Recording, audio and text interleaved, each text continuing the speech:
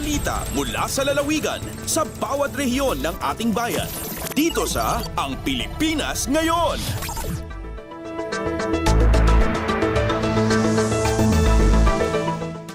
Narito na ang bugso ng ating mga regional news. Dumako muna tayo sa rehiyon ng Luzon.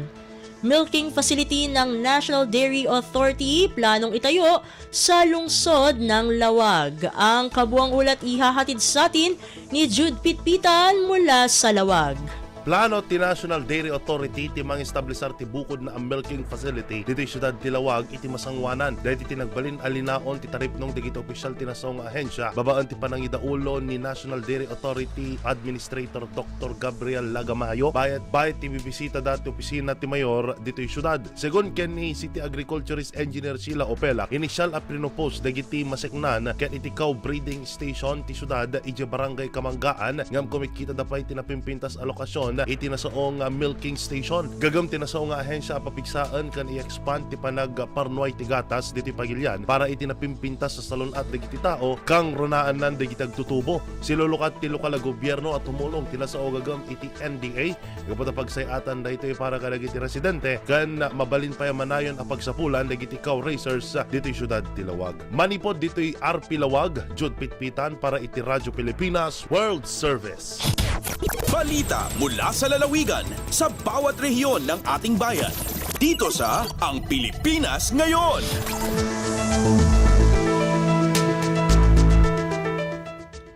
Inyong napakinggan ang ulat ni Jude Pitpitan mula sa Lawag. Dumako naman tayo sa Agoo Solar Water Pump Irrigation Project sa 4 na lalawigan sa Region 1 pagtutulungan ng National Irrigation Administration at PNP. Ang detalye ng balita ihahatid naman sa atin ni Glenda Sarak. Nagsalita ang National Irrigation Administration NIA Region 1 Kente Police Regional Office 1 ti Solar Water Pump Irrigation Project amaw awagan kas Project 5Ps wino pabahay, pailaw, palikuran, pantawag at patubig. Nagtarip ng NIA Region 1 Regional Director Engineer Danilo Gomez kene Pro 1 Regional Director Police Brigadier General Lou Evangelista ken nagsalita ang dati proyekto ken dagiti lugar iti Region 1 ang maipangruna itraytoy a plano para iti panakapasaya at ti sektor ti agrikultura. Iti sidong ti proyekto maimuntar dagiti solar powered water pumps para iti naornos nga irigasyon baban iti tulong ti NIA. Tarigagi ti proyekto ang mapatibkar ti sektor ti agrikultura iti region ken mapapigsa ti seguridad iti taraon kastamutan ang maitandudo iti komunidad dagiti sustainable farming practices. Agtalag ti NIA ababan iti panakitinulong da iti Philippine National Police kat masolbar dagiti parikot iti sektor ti agrikultura. Manipod Agoo La Union, Glenda Bakungan, Sarak para iti Radyo Pilipinas World Service. Balita mula sa lalawigan sa bawat rehiyon ng ating bayan. Dito sa Ang Pilipinas Ngayon.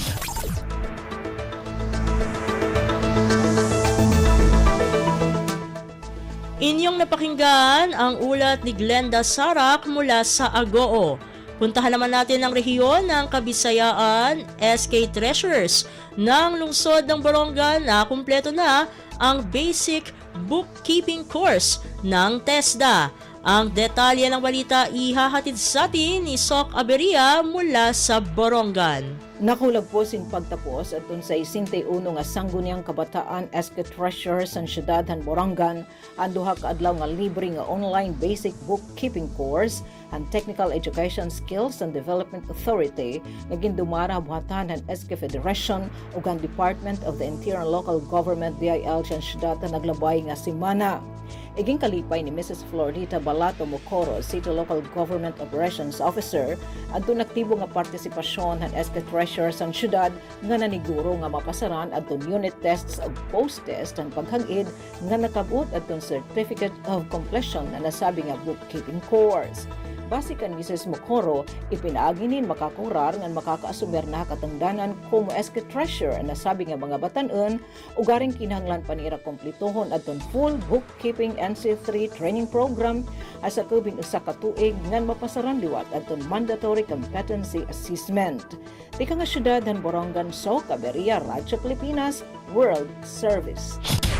Balita mula sa lalawigan sa bawat rehiyon ng ating bayan. Dito sa Ang Pilipinas Ngayon.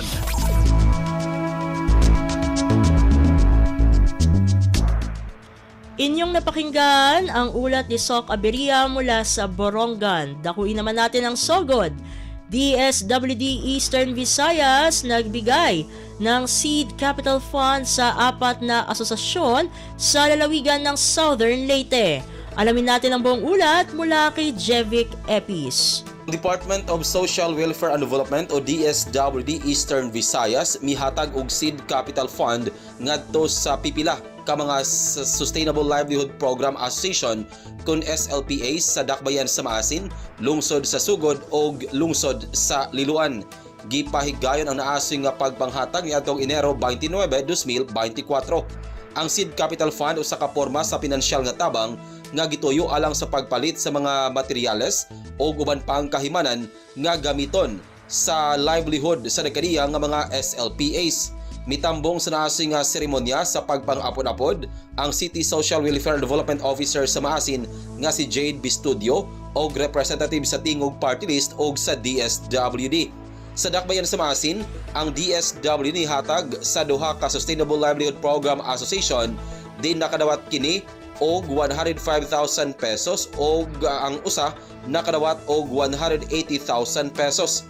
Samtang sa lungsod sa Sugod, nakahatag og Seed Capital Fund nga nagkantidad og 200,000 pesos ngadto sa usa ka SLPA nga gilangkuban sa 10 ka miyembro og sa lungsod sa Liloan nakadawat ang usa ka individual og 15,000 pesos para sa iyang livelihood. Balita gikan sa probinsya sa Southern Leyte, Jevic Epis para sa Radio Pilipinas World Service. Balita mula sa lalawigan sa bawat rehiyon ng ating bayan. Dito sa Ang Pilipinas Ngayon.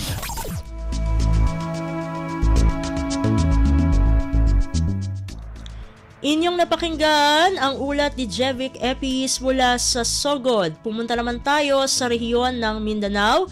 CDO Council nanawagan ng suporta mula sa national government para sa expansion ng Lagindingan Airport. Ang detalye ng balita ay ihahatid sa atin ni Ryan Carbon mula sa Cagayan de Oro. Duha ka resolusyon ang gisumite sa Cagayan de Oro City Council nga nanawagan sa national government nga dalion ang pagpa-upgrade sa Lagindingan Airport sa probinsya sa Misamis Oriental. Sa espesyal nga report nga gihatag sa regular session ni adtong Lunes sa hapon, si Konsehal Edgar Cabanlas miingon nga ang Lagindingan Airport nabiyaan na sa uban nga mga airports sa matang sa improvements niini sukad kini gibalhin gikan sa Lumbia, Cagayan de Oro. Ang development sa Lagindingan Airport nagsugod ni adtong dekada 90 pero nahuman lamang sa tuig 2013. Ang airport service coverage lakip ang mga syudad sa Cagayan de Oro, Iligan, Marawi o ang mga probinsya sa Misamis Oriental, Lanao del Norte o Bukidnon. Ang Lagindingan Airport na himutang 30 kilometros gikan sa Cagayan de Oro City. Gipulihan niini ang Lumbia Airport nga karon kampo na sa Philippine Air Force. Ang Lagindingan Airport modawat sa 2,000 ka mga pasahero kada adlaw o 1.6 milyon ka mga pasahero matag tuig. Bisan pa man kulangon ang mga facilities tungod sa daghan nga pasahero nga lakip na ang gikan sa kadapit nga lalawigan sa Caraga. Ang airport karon adunay 5,000 na ka mga pasahero kada adlaw. Bisan pag alas 4 sa kadlawon moadto ang mga pasahero, puno na ang airport. Ang NEDA bag-o lang may kumpirma nga ang airport operation o maintenance contract mahimong ma-award sa Mayo karong tuiga. Gikan sa Cagayan de Oro City, Ryan Carbon para sa Radyo Pilipinas World Service. Balita mula sa lalawigan sa bawat rehiyon ng ating bayan. Dito sa Ang Pilipinas Ngayon.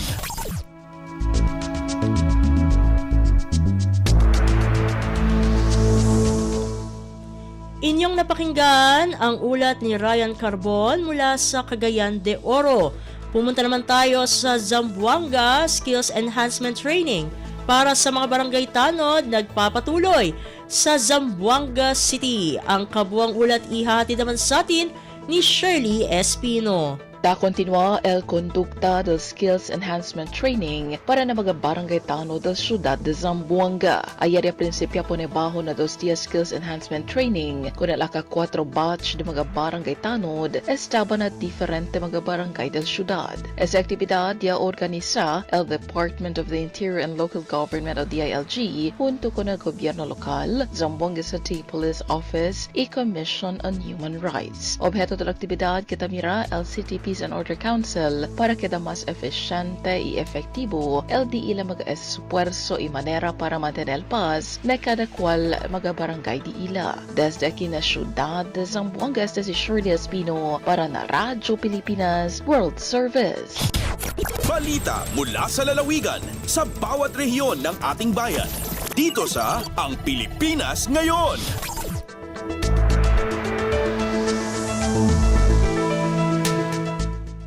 Inyong napakinggan ang ulat ni Shirley Espino mula sa Zamboanga.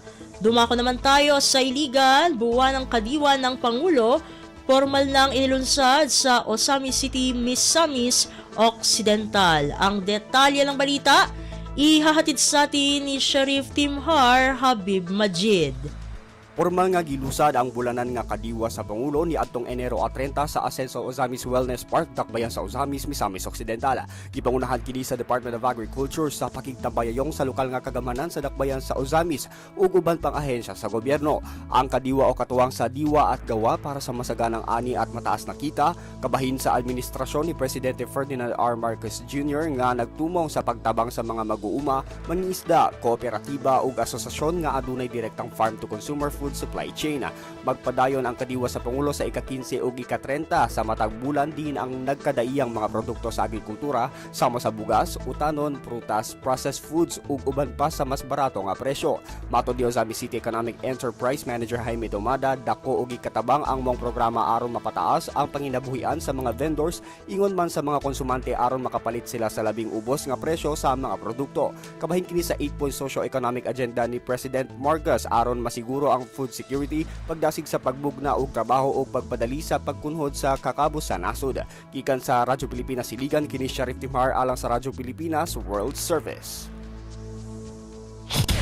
Balita mula sa lalawigan sa bawat rehiyon ng ating bayan. Dito sa Ang Pilipinas Ngayon.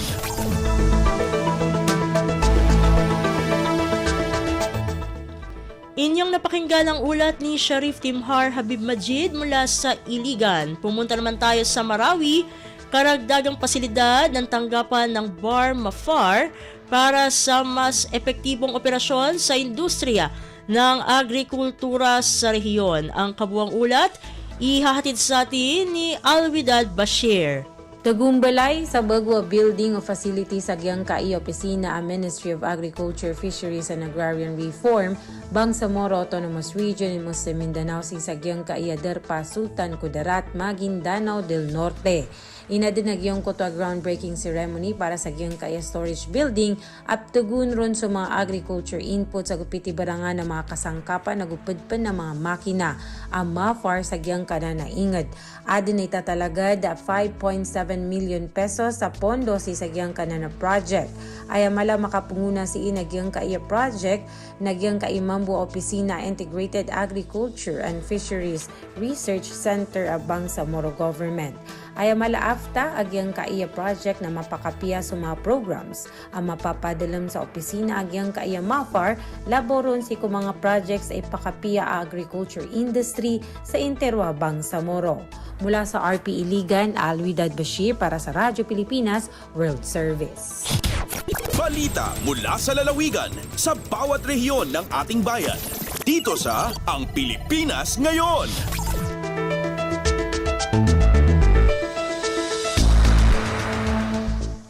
At inyong napakinggan ang ulat ni Alwidad Bashir ng RP Marawi o ng RP Iligan mula sa Marawi. Dito na nagtatapos ang ating regional news.